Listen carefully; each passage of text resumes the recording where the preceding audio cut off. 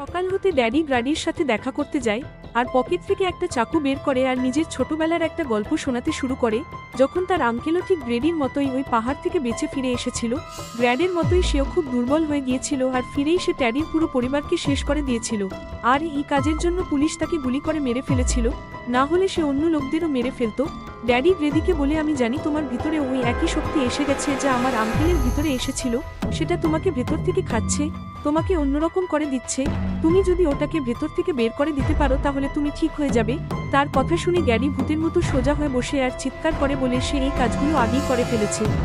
সে আমার শরীর দখল করে নিয়েছে, আমার শরীরটাকে অন্যরকম বানিয়ে দিয়েছে। এবার তাকে মারার কথা ভাবে ড্যাডি, আর গ্রেডি তার মনের কথা বুঝতে পারে আর তাকে বলে, যা ভাবছো সেইটা করো না। তুমি একজন বুড়ো মানুষ, তোমার কোনো শক্তি নেই, আর আমি একজন শক্তিশালী লোক।